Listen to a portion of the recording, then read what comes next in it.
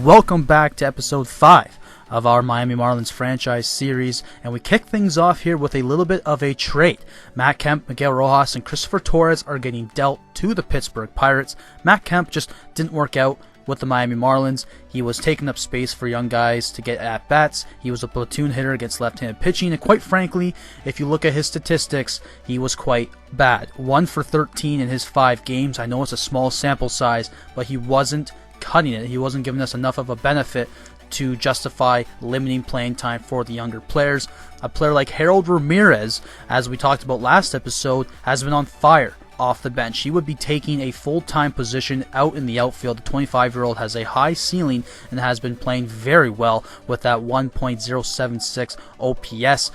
With Kemp out of the lineup and off the team, Harold Ramirez will get a starting role. Miguel Rojas also a part of the package. That's 672 OPS. Very tough to justify, especially with a 336 slugging percentage. The power numbers are just not there. We also throw in a minor league prospect, very minor. Christopher Torres, I think, has C potential. And then we get Jason Martin, a 23-year-old with a high ceiling B potential. And he's been playing very well with the Pittsburgh Pirates. 949 OPS, 357 batting average. That's a small sample size as well. He might not be able to carry that forward, but definitely a promising pickup for the Miami Marlins, who continue to look forward and have a future-oriented mindset. And as a consequence of these transactions, Jonathan Villar will go to shortstop, so that bolsters our infield tremendously. And then we signed Billy Burns to fill out a depth spot in our vacant outfield position.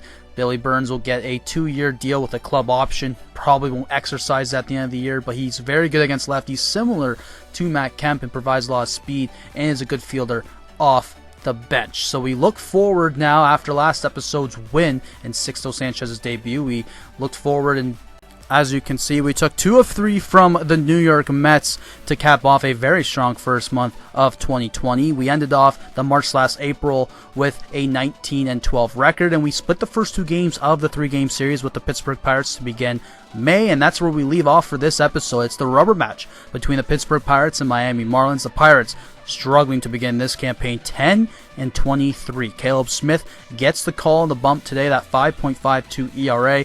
Definitely a tough start to his season. His 6 starts, 1-2 record, that 1.5 whip definitely needs improvement. The only real bright side here is his Ks per 9 is around 9. We kick things off with the leadoff hitter, Kevin Newman, bouncing one back through the box. Who says pitchers aren't athletic? Caleb Smith making a great Gold Glove caliber play there. But then the next batter, Miguel Rojas, the former Miami Marlin, puts one into that left center gap. It's a 1-out double as the throw coming in from Ramirez just late as Miguel Rojas slides in safely. And then the next batter, Brian Reynolds, pretty much puts in the same spot, left center gap. This one hops the wall. Rojas scores easily there. It's back-to-back doubles, and it goes downhill from there as Caleb Smith against Josh Bell. This time he takes one oppo taco to the right center gap. Same result. Back-to-back-to-back 1-out doubles gives the Pirates an early 2-0 lead, but Caleb Smith still in a little bit of trouble. Runners at the corners with 1 out, gets Gregory Polanco swinging on that outside slider, and then the next batter, Colin Moran, to get out of the inning.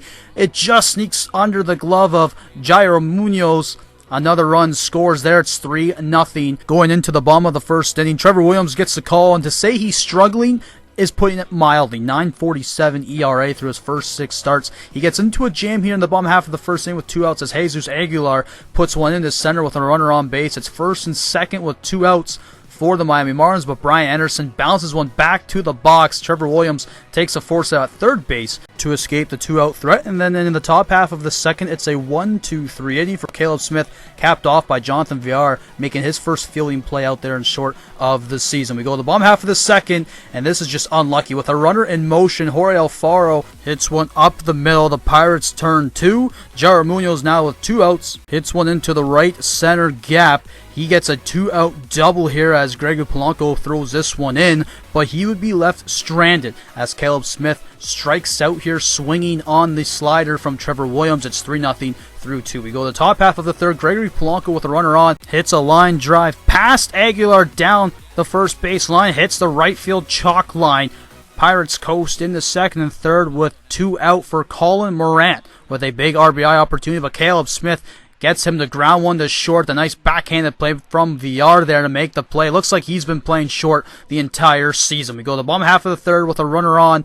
Harold Ramirez hits one to right field as runners at first and second with nobody out, as the Marlins threatening here in the bottom half of the third inning. The next batter, Corey Dickerson, looks to put a dent in that scoreboard, but Miguel Rojas, the nice defensive play. And then two batters later, Brian Anderson finally cashes in here with runners in scoring position. Both runners score as they were in scoring position. He slides in safely with a 2-out, 2 RBI double. And then Garrett Cooper takes one the other way to right. Matt Kemp fields this one, comes up throwing. Looks like it's going to be a close play at home, but it's offline. Anderson stands up and scores. We go to the top half of the fourth, tied at 3. A flare to right field. Cooper dives and can't quite come up with it. Actually gets past him, rolls all the way to the wall. Trevor Williams, the pitcher, gets a 1-out double. We hope that doesn't cost them, but 3 batters later, Brian Reynolds hits one past VR into center. Ramirez comes up throwing here, but he just doesn't have the arm strength to get Trevor Williams out there. It's 4-3 as Pittsburgh reinstates their lead, and then with 2 outs, Josh Bell trying to emphasize that lead, but he hits one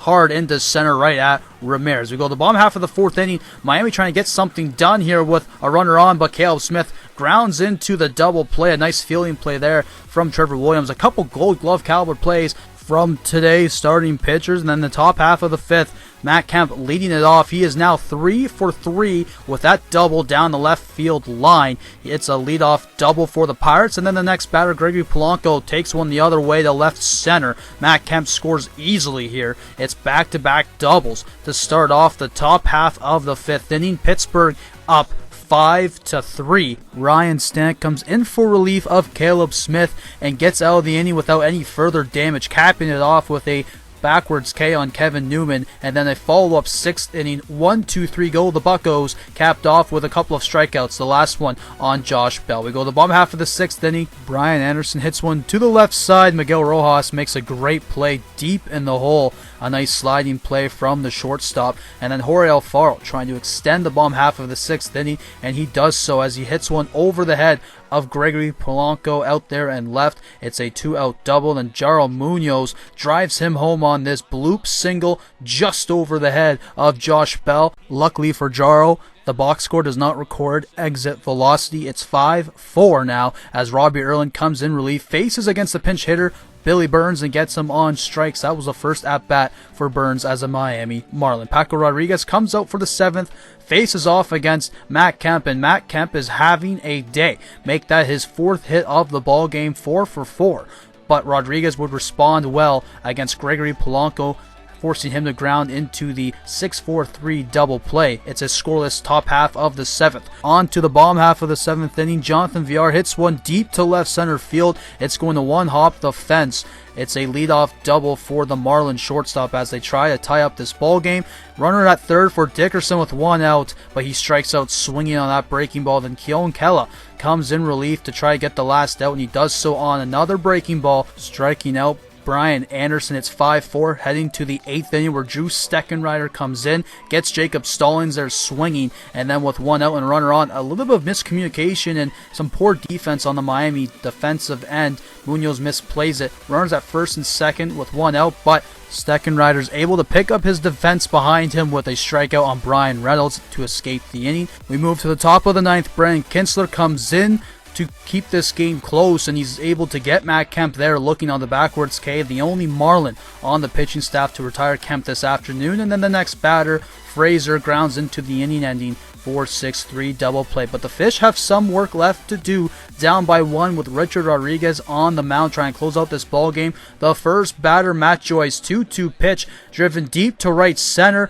You won't see it for long. It is gone. Matt Joyce's 2nd home run of the season gives Rodriguez his first blown save of the season and ties this game up at 5. But to make matters worse, Jonathan Villar at first base distracts Rodriguez, forcing an errant pickoff attempt. He slides in safely into second base, and then 2 pitches later on Harold Ramirez, he's able to take this one the other way to right field, just inside the right field line. Villar has plenty of time to score, and it is a walk-off win for the Miami Marlins. Harold Ramirez, in his first game as an everyday player, comes in the clutch. You see the final box score there, 6-5 win for the Miami Marlins. Brandon Kinsler gets his third win out of the bullpen this season. He's definitely been effective. We move forward into May here. As you see, we did a little bit of simming.